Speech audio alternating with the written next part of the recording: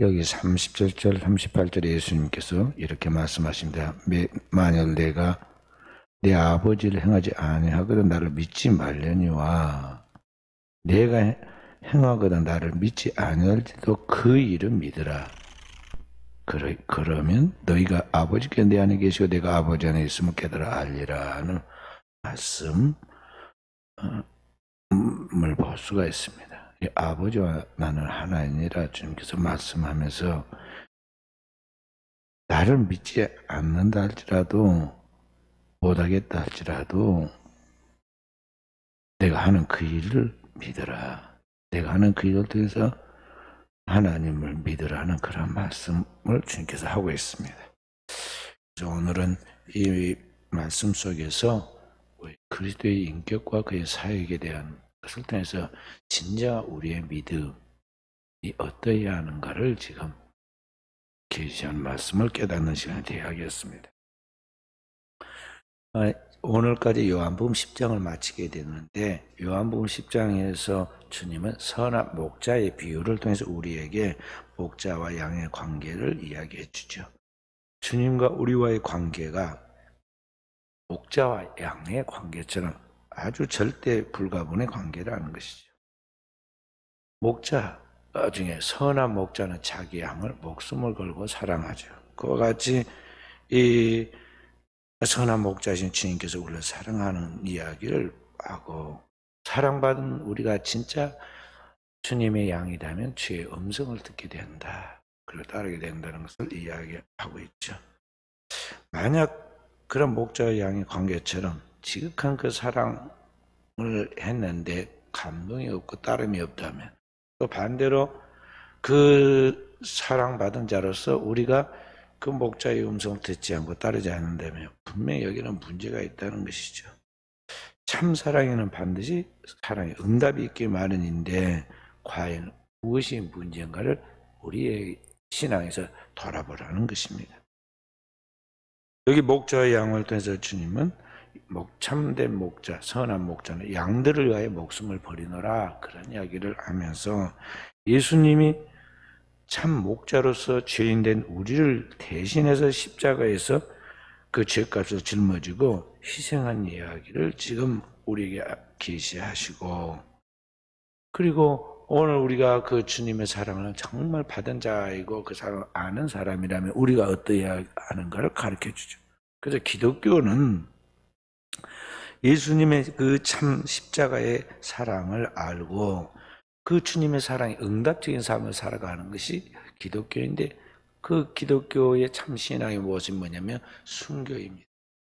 주님이 나를 위하여 사랑으로 희생하여 죽으셨으므로 나도 그 큰 주님의 사랑받은 자로서 주를 위하여 죽는다는 것이죠. 그래서 기독교 신앙의 절정은 순교입니다. 순교. 그래서 요한계시를 보면은 순교하여 죽은 자들이 하나님의 나라의 큰 영광 가운데 큰 높은 자리를 차지하고 귀히 여김을 받는 것을 볼 수가 있죠. 기독교 신앙은 그래서 예수님의 십자가의 사랑에 피해서 제자들이 그를 따른 제자들이 주님 앞에서 목숨을 바치는 순교의 피에서 피로 연결되는 그러한 완전한 사랑. 그 하나님의 완전한 사랑, 그걸 아가페라고 말해요. 아가페의 그 사랑의 역사다.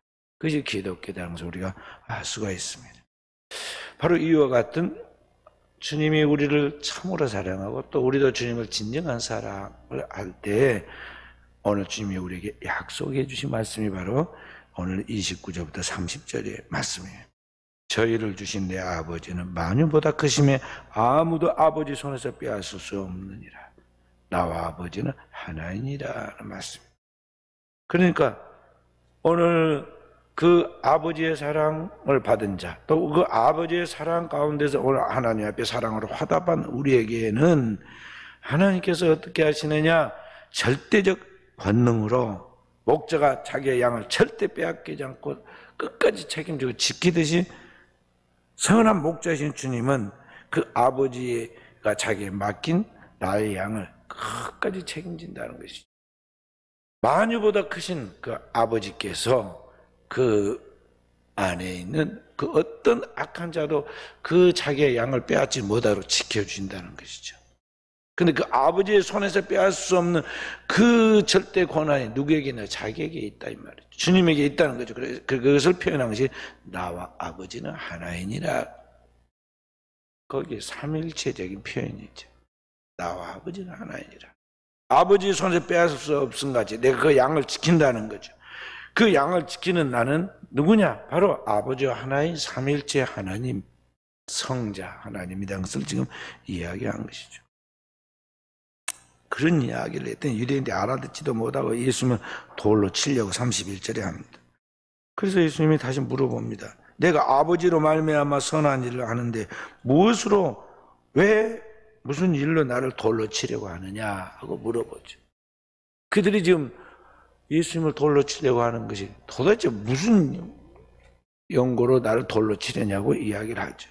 그랬더니 그들이 뭐라고 대답하느냐면 내가 하는 그 선한 일 때문에 돌로 치려고 하는 것이 아니라 신성을 모독하는 그 일 때문에 내가 돌로 치려고 한다.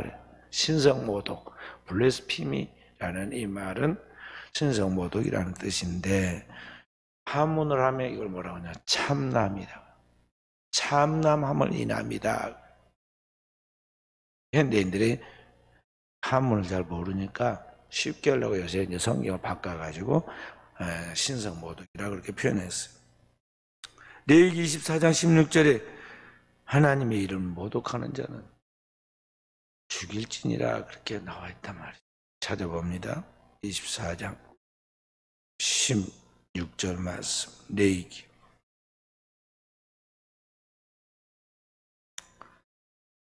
함께 여호와의 이름을 모독하며 그를 반드시 죽일지니 온 회중이 돌로 그를 칠 것이니라. 거름이든지 본토이든지 여호와의 이름을 모독하면 그를 죽일지니라. 아멘. 성경 빨리 찾아요. 성경이 자꾸 찾아가지고 손에 붙어야지. 성경 부전에 읽어야 이게 손에 붙어가지고 척 찾는데 손에 안 붙어갖고 레위기 24장 6절이라니까 장로님. 다시 읽겠습니다. 여호와의 이름을 모독하면 그를 반드시 죽일지니 온 회중이 돌로 그를 칠 것이니라. 거름인이나 본토인이든지 여호와의 이름을 모독하면 그를 죽일지니라. 아멘. 그 이야기를 딱 끄집어내서 예수님을 돌로 쳐 죽여야 한다는 것이죠. 사실 이게 얼마나 엉터리인가를 우리가 알 수가 있는데 지금 예수님이 하나님의 아들이신데 주님께서 나와 아버지는 하나이니라. 만유보다 크신 아버지께서 그 백성들을 책임져 지켜서 보호해 줄 것인데 바로 그 권능을 내가 가지고 있다는 것이죠. 선한 목자에서 나는 내 양을 절대 빼앗기지 않고 원수마귀에게 빼앗기는 거 반드시 보호해 주겠다는 하나님이 큰 약속을 해주니까 그는 예수님을 격화시켜가지고 뭐라고 하냐면 사람인 것 같이 우리가 똑같은 죄인인 것 같이 취급을 하면서 죄인이 스스로를 하나님이라고 칭하고 하나님의 아들이라고 말한다고 그렇게 생각하면서 하나님의 이름을 참남하였다. 신성모독하였다고 그렇게 지금 비틀어서 이야기를 한 것입니다. 그러니까 예수님이 그렇다면 내가 행하는 그 일이 뭐냐? 속에 눈을 뜬 일, 오병이의 기적이 일어난 일, 죽은 자가 살아난 일, 그리고 가난한 자들이 참된 자유와 만족을 얻는 것이 뭐냐? 그게 하나님께서 함께하지 않으면 하나님의 능력이 아니면 하나님이 거기에 동의하지 않으면 이런 역사 일어날 수 없다고 너희가 알지 않느냐? 그렇다면은 나를 믿지 않는다 하더라도 내가 하는 그 일을 통해서 저분이 하나님께로부터 하나님의 아들이시고 그를 통해서 하나님이 일하신다는 걸 너희가 믿어야 하는데 왜 그것을 믿지 않느냐는 것이죠. 그러니까 그들의 지금 말하는 말들이 이중적이고 논리적이 못하다는 것이죠. 똑똑하다고 말하면서 그들은 스스로에 대해서 대단히 존재인 것까지 그렇게 생각하면서 실제로는 가장 기초적인 것을 지금 모르고 있다는 것이죠. 알면서도 일부러 예수님의 외형적인 것만 보고 자기들 아래 밑에 있는 그러한 보잘것없는 존재로 그렇게 생각하면서 까내는 거죠. 나사렛 사람이라 그의 부모가 누구고 형제가 누구고 뭐 그렇게 하면서 계속 까내는 거죠. 그가 행하는 그 위대한, 그들은 단 한 가지도 흉내도 못 내는 그 일을 행하시는 그분을 보고 똑바로 하나님께로부터 보내신 하나님의 아들이시고 하나님의 말씀이 그럴 때 흘러나온 것을 그들 들으면서도 일부러 그것을 계속해서 거부하고 믿지 아니할 뿐만 아니라 계속해서 부인하는 거죠. 그러니까 주님께서 지금 그들에게 이야기한 것입니다.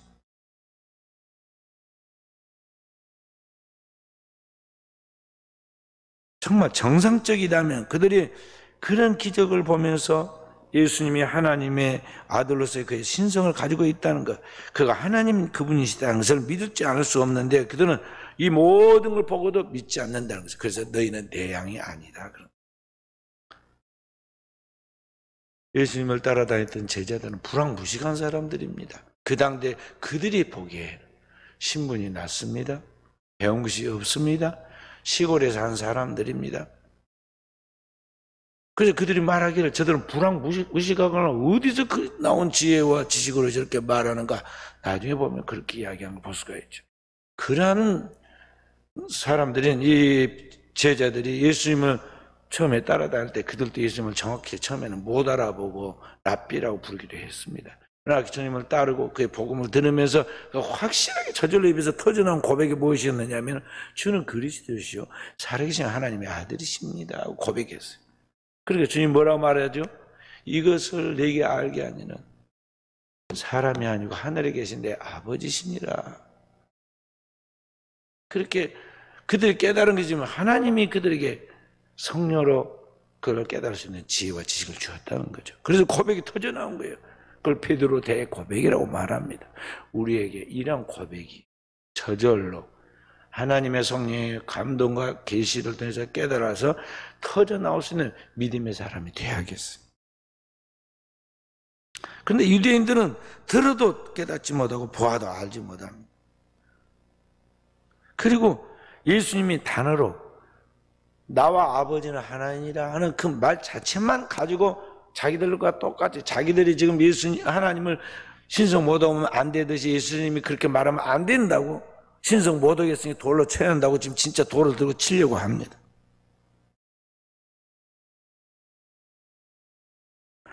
하나님의 아들 되심을 눈으로 보아도 복음을 귀로 들어도 그 능력을 체험했으면서도 일부러 부인하고 거부하는 것이죠. 그래서 예수님이 그들을 뭐라고 하냐, 보아도 보지 못하는 눈뜬 소경이라고 그래요. 들어도 깨닫지 못한 너희는 영혼이 없는 짐승과 같다고 그런 거예요. 들어도 깨닫지 못하니까 영적인 것을 들어 깨달지 못하는 그건 짐승이에요. 영혼이 없는 짐승. 그래서 요한계시를 보면 계속 짐승 이야기가 나오잖아요. 짐승은 영혼이 없어가지고 본능을 따라서만 움직이기 때문에 영혼이 없는 그들은 짐승이라고 그런 거예요. 성경에 보면 영적으로 죽어있는 사람을 그래서 눈먼 짐승과 같다, 양과 같아서 그 말은 눈먼 짐승과 같다는 뜻이에요. 그러면 어떻게 돼요? 영혼이 없으니까 멸망하는 거예요. 그래서 동물이 우리보다 달리기를 못합니까? 우리보다 이빨이 안 사납습니까? 아니면 발톱이 좀 우리보다 약합니까? 아니면 우리보다 덜 민첩합니까? 본능이 우리보다 또 뛰어나질 않습니까? 그런데도 불구하고 동물들 다 잡혀먹고 쫓겨다니고 살 데가 좀 동물들이 하도 개발해가지고 동물도 살 데가 없어요. 곤충도 살 데가 없어. 지금 정도면요 여기 온 천지에 반딧불이 번쩍번쩍하고 그럴 건데 우리 시골에서 어렸을 때는 반딧불 많이 봤어요. 반딧불도 많이 보고 반딧불 잡아가지고 놓고 반딧불 그 꽁지에서 나오는 그 반짝반짝한 것을 저게 뭔 거고 우리 뜯어가지고 보기도 막 만지기도 하고 그랬거든. 근데 지금 반딧불 구경하기 힘들잖아요. 청정지역이 아니라. 어렸을 때는 늘 시골에서 가재, 게 잡아가지고 먹고 구워 먹고 그랬어요. 그런데 지금 어디 뭐 가지가 보입니까? 개가 보입니까? 그래서 맨날 어디 뭐 참개가 있다고 참개 매운다 그러지만 전부 다 지금은 양식에서 먹어요. 시골에서 우리는 늘 그거 메기 잡고 메피라미 잡고 뭐 잡아가지고 다 먹었는데 지금은 그게 구하기가 힘들다니까요. 그만큼 오염됐어. 그 왜 그러냐면은 동물은 영혼이 없어. 영혼이 없으니까 영혼이 없는 이 육체는 그것은 영혼과 육신이 딱 부딪혀야 거기서 인간의 자의식이 생겨서 정신이 깨어나는 건데 이 영혼이 없으니까 이게 정상적 혼이 아니단 말이죠. 그 사람의 혼은 일반 동물의 그런 본능적인 것에 붙어있는 혼과 다른 거예요. 더러운 귀신이 들어가거나 그런 낮은 단계의 영이 들어가가지고 예를 들어서 그런 것과 다르다 이 말이에요. 그래서 오늘 동물은 그래서 다 잡혀먹는 거죠. 그래서 멸망하는 거죠. 그와 똑같이 인간이 오늘 영혼이 없는 짐승, 그건 아무 쓸모와 가치가 없기 때문에 하나님의 그들을 버리시죠. 그래서 동물은 멸망하듯이 인간도 마지막에 가서는 구원받지 못한 영혼의 구원을 받지 못한 인간은 존재의 가치와 의미가 없기 때문에 하나님의 홍수로 쓸어버리듯이 마지막에는 불로 쓸어버린다. 그리고 지금도 우리 세계에도 말이죠. 옛날엔 다 매장했잖아요. 땅에다 묻었어요. 돌아가시면 다 땅에다 묻었었어요. 사람의 시신을. 근데 지금은 이제 전부 다 뭐라면 화장으로 바꿔지잖아요. 화장으로. 전부 바꿔요. 똑같아요. 고대에는 인류를 모두 홍수로 심판했어요. 물로 심판했어요. 이제 마지막에서 하나님은 하늘과 땅과 그 가운데 살아있는 모든 생명과 함께 존재하는 것들을 불로 소각해서 없앤다고 그랬어요. 그렇게 멸망한다는 거죠. 그래서 오늘 우리는 모든 성경에 있는 것과 오늘의 우리가 살아가는 그런 사건들이 다 역사는 반복하게 되는데 이러한 것들에 대하여 하나하나의 성경의 이 일들이 하나님의 계시적 사건인 것 같이 오늘 우리의 삶 속에 벌어지고 있는 모든 사건 하나하나도 하나님 그것을 통해서 우리가 말씀하시는 계시적 사건이라는 걸 알고 그것을 볼 수 있는 안목을 가져야 돼. 할렐루야. 그래서 영안을 가져야 한다. 영적인 분별력을 가져야 한다는 말이 바로 그거예요. 보아도 보지 못하고 들어도 깨닫지 못하는 이 백성들은 불행한 사람들이라는 걸 알아야 합니다. 그걸 그대로부터 보고 듣고 깨닫고 하나님을 찬양하고 노래하는 사람들은 행복한 사람들이에요. 그래서 출애굽한 이스라엘 백성들을 바라보면서 모세가 죽기 전에 쓴 그의 시, 그의 노래에 보면 이스라엘이여 너는 행복한 사람이로다. 너처럼 하나님의 구원을 맛보고 체험한 사람이 누가 있느냐고 신명기 34장 29절에 그렇게 노래하는 걸 볼 수가 있어요. 그런 영적인 그런 지각과 함께 그런 찬미가 우리에게 흘러나와야 돼요. 그렇지 않으면 세상에 눈에 번쩍번쩍하고 눈에 보이는 화려하고 편리한 것들 보면요 눈이 돌아가고 그게 마음이 빼앗겨가지고 금방 유혹받고 넘어질 수밖에 없다니까요. 이런 확실한 것을 깨닫고 확실한 것들이 분명하게 보이고 소망될 때 어떤 것을 보고도 흔들리지 않을 수 있는 초월할 수 있는 능력이 있기 때문에 담대하게 자기의 앞길을 하나님 앞에 걸어갈 수가 있는 겁니다. 그래서 오늘 현대 교인들은 그런 영안을 가질 수 있는 사람이 축복받은 사람이라고 알고 그런 것을 사모하도록 해야겠어요. 여기 유대인들은 억지로 자기들의 논리를 펼칠 때 예수님께서 그들을 책망하죠. 뭐라고 책망합니까? 시편 82편 6절의 말씀을 인용해서 책망해요. 오늘 34절에 아까 뭐라고 그랬어요? 34절에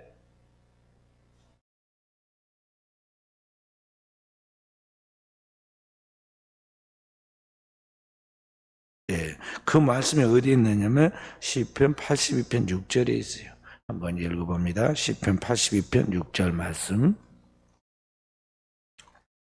시편 82편 6절 함께 내가 말하기를 너희는 신들이며 지존자의 아들들이라 하였으나 하나님께서 오늘 우리에게 하신 말씀이에요. 우리를 얼마나 하나님께서 존중해서 이야기합니까? 오늘 하나님을 경외하는 사람들, 특별히 하나님의 은혜 입고 사명받은 사람들, 이런 사람들을 신성한 사람들이라 부르죠. 그래서 성직자란 말은 단순한 게 아니라 신성한 사람이라는, 직분을 받은 사람이란 말이죠. 그런데 그런 사람들을 뭐라고 그러냐면 신들이며 지존자의 아들들이라고 그랬어요. 그렇다면 진짜 하나님으로부터 오신 하나님의 아들로서 하나님의 정권을 가지고 이 일을 행하는 하나님의 아들이신 예수께서 하신 이 일이 무엇이 잘못됐느냐 뿐만 아니라 내가 하나님과 하나다 하고 하는 그 말은 왜 말꼬투리를 잡아가지고 자꾸 참남하다 또는 신성모독이라고 하느냐 하고 주님께서 지금 이야기합니다. 논리적으로 지금 이야기를 해줘요. 그들의 수준에 맞춰서 주님이 낮춰가지고 이야기하는데 그들이 알아먹어요? 못 알아먹어요? 못 알아먹어요.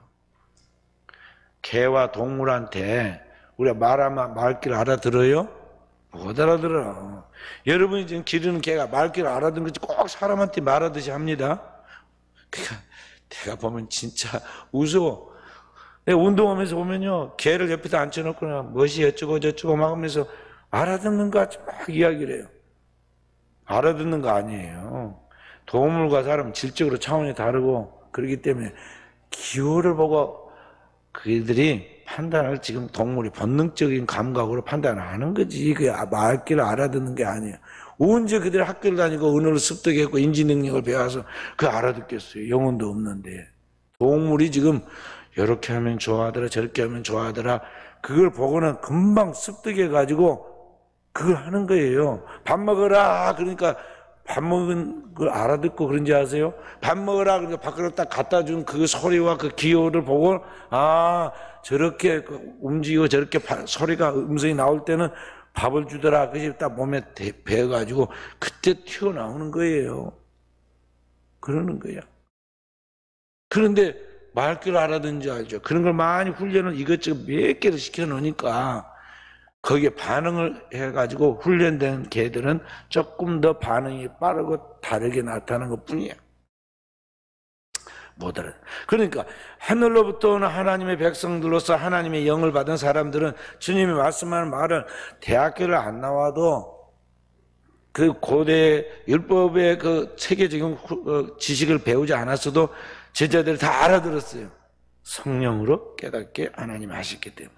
그런데 소위 제사장이고 또 여기 선지자들이라 불리는 사람들이고 뭐 랍비고 등등의 이야기를 사회적 종교적 직분을 가지고 있었지만 그들은 하나님의 영을 받지 않은 사람들이고 하늘로부터 오신 주님을 깨닫지 못한 사람들이기 때문에 주님이 아무리 영적으로 이야기해도 못 알아듣고 또 그들이 이해할 수 있는 수준의 낮은 차원의 합리적인 말을 가지고 딱 맞춰줘도 못 알아들어요.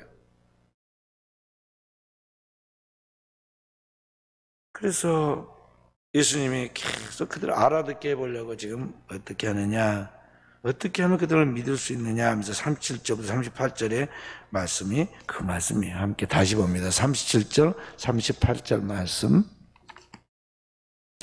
만일 내가 내 아버지를 행하지 아니하거든 나를 믿지 말려니와 내가 행하는 나를 믿지 아니할지도 그 일을 믿으라. 그러면 너희가 내 안에 계시고 내가 아버지 안에 있으면 깨달아 알리라 그랬어요. 그러니까 이런 말입니다. 그래 나를 하나님의 아들이라고 믿지 않아도 좋다. 그러나 지금 너희가 감탄하고 다 놀라고 두려워하는 그 기적들 내가 행하는 그 일들은 너희가 믿어라.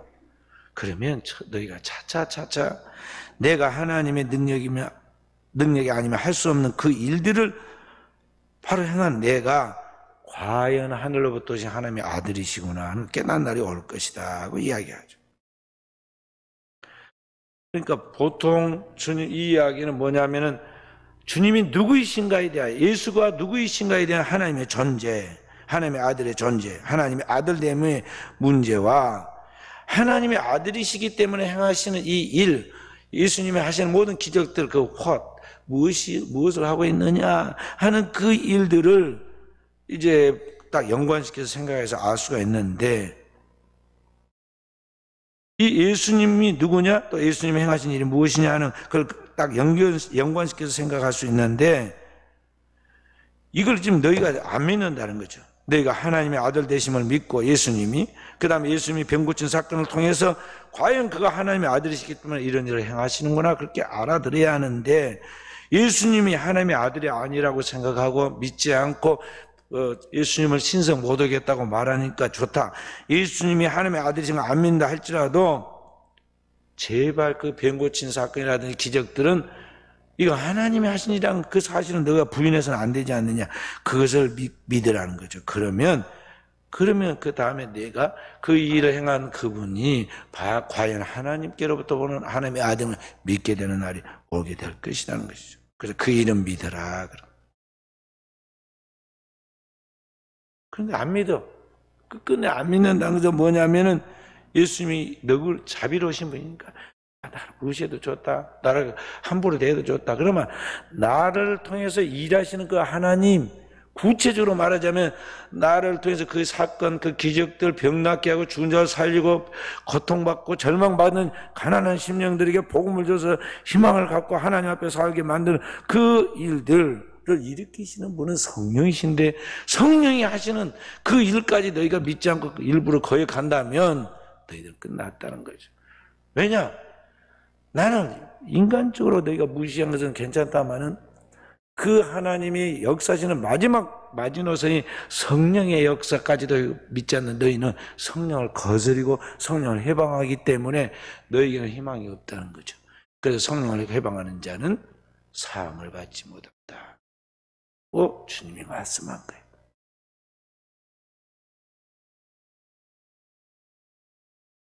그래서 성령을 모독하는 것은 사함을 받지 못한다 하고 말씀하고 우리에게 성령을 거스리지 말라고 그런 것입니다. 그런데 이들이 끝끝내 예수님을 모독하고 예수님이 하는 사역을 뭐라고 그래요? 제가 귀신이 들려가지고, 그것도 큰 귀신이 바알세불이 집혀가지고 귀신을 쫓아낸다고 그러니까 어이가 없다는 예수님. 뭐라고 그래요? 야, 어느 집이든 싸움 나가지고 되는 집안이 어디가 있느냐? 그러면 귀신의 왕 바알세불이 다른 자기 밑에 있는 귀신들을 쫓아내면 그 집이 어떻게 섰겠느냐? 아무리 마귀도 세계라고 그런 법 없지 않느냐? 강한 자가 또 다른 강한 자를 물리치게 되는데, 어둠을 물리치는 것은 빛이듯이 하나님의 능력이 아니면 이런 귀신들이 떠나갈 수 없는 것인데, 왜 성령의 역사를 그렇게 격화시켜가지고 엉뚱하게 하나님의 성령 역사를 마귀의 역사로 바꿔놓냐는 거죠. 그러니까 하나님을 안 믿고 하나님 보는 예수님을 안 믿으려니까 끝까지 그렇게 왜곡되게 표현한 거죠. 그러니까 사람이 한번 병이 들고 잘못되면은요, 끝까지 오해하고 끝까지 잘못되게 보게 되고 있어요. 사람들은 악해지면요, 자기 보고 싶은 것만 보고 듣고 싶은 것만 듣고 자기 생각하는 것만 생각하여 사로잡히게 되고 있어요. 그래서 하나님이 성령의 사람들은 그런 시험에 안 들어요. 시험에 들고 어둠의 영이 딱 붙잡히면 마귀의 자식처럼 되어가지고 마귀가 행하는 일을 행하고 그런 것이에요. 뭐가 씌었다고 그러잖아요. 그 사람 저 뭐가 씌었다. 유대인들이 지금 어둠의 영이 빡 사로잡혔어요. 그러니까 끝까지 가버려요. 나중에 어디까지 가요? 예수님을 죽이는 데까지 가버립니다. 빛을 꺼버려야겠다. 그 마귀의 역사, 악한 마귀가 역사하지 않으면 어떻게 될 일이에요? 끝까지 가가지고 예수님을 죽게 만들잖아요. 얼마나 공중의 권세인 잡은 자가 세든지 마지막 판에 가서는, 예수님을 죽이는 데 가서는 다 합작을 해버려요. 누구누가 합작을 해요? 종교 지도자인 대제사장과 서기관과 율법사들, 또 유대인의 왕이었던 헤로드, 또 로마의 통치자였던 빌라도가 딱 합작을 하잖아요. 셋은 다 원수끼리거든. 서로 원수야. 그들을 압제하고 있는 헤롯은 정통 유대 혈통을 가진 후손이 아니에요. 근데 그가 에돔 사람인데 그 모친의 혈통이 지금 유대인과 관계되어 있기 때문에 그가 이제 유대인이 되었는데, 로마의 권력을 업어가지고 유대인의 왕이 된 사람이에요. 그 사람. 그 유대인들을 좋아하겠어요? 헤롯을 싫어합니다. 그래서 유대인의 환심을 살려고 유대인들을 비유 맞추기 위해서, 그래서 성전을 지어주었는데 그게 헤롯 성전이라고. 47년에 걸쳐서 지었는데 얼마나 잘 지었던지 돌과 돌 사이에다 황금을 쫙 깔아가지고 동쪽에 해가 뜨면 참 황금 성전으로 보이게 만들었어요. 그렇게. 그 다음에 그날에 와서 지배하고 있는 그 식민지로 지배하면서 착취하고 탄압하고 세금을 너무 많이 걷어가지고 살기가 너무 힘들게 만드는 로마가 좋겠어요? 그래서 서로 물고 먹으며 서로 미워하고 원수였는데 예수님을 죽이려는 사건에는요, 당일에 서로 친구가 되어버렸어요. 공중의 권세 잡은 자, 악한 영과 이생 주관자들과 정세 잡은 자들과, 그런 성경에 보면 그 나오잖아요. 너희 싸움 혈과 육에 내은 것이 아니요 악한 영과 공중의 권세 잡은 자들과 이생 주관자들이라고 그러죠. 그 말이 그 말이. 그래서 예수님을 당일에, 원래는 자기들끼리 뭐라고 의논했냐면요, 명절에는 말자. 왜냐하면 사람들이 저를 다 추정하다는데 만약에 이걸 통해서 우리를 미워해가지고 밀란이 일어나면은 우리가 죽게 생겼다. 그러니까 명절에는 말자가 자기들끼리 결의를 했거든요. 그런데 실제로는 명절에 사건을 일으켜버립니다. 왜냐하면 너무너무 그냥 합작이 잘 이루어졌어요. 그리고 그때 그들의 셋째 해에 그 백성들이 다 은혜 받았던 사람들인데 그들이 넘어가가지고 선동돼 버렸어요. 그래서 예수님을 죽이죠. 악한 영이 원수 마귀가 역사하지 않고는 도저히 있을 수 없는 일이 벌어진 거죠.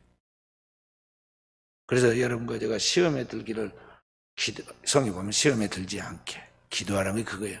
시험에 들 때는요, 공중의 권세자가 역설하기 때문에 내 힘으로 빠져 못 나옵니다. 그 악에서 내가 나올 수 없어요. 절대 내 힘으로, 인간의 힘으로 내 영성과 내 영역 정도 갖고 안 된다니까요. 그러니까 우리가 교회 공동체를 통해서 이런 시험에 들지 않기를, 주기도문에 할 때만 하지 말고 늘 기도해야 돼요. 시험에 들지 않기를. 그런 늪에 빠지듯이 악에 빠지지 않도록 우리가 기도해야 하는 것입니다. 자, 다시 말씀으로 돌아가서 오늘 예수님이 그들에게 이 말씀을 통해서, 그들은 못 알아들었지만 성경에 기록해 놓은 것이 뭐냐면 우리들에게 지금 가르치고 있는 거예요. 자, 예수님이 양보합니다.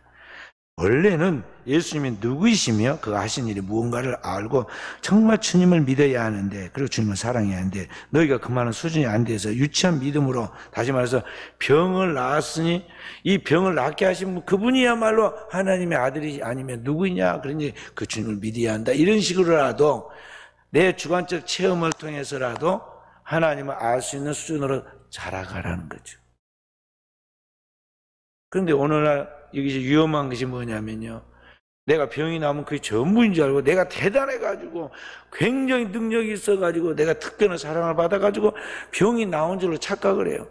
그래서 그렇게 해서 교만해진 사람이 이단이 되는 거예요.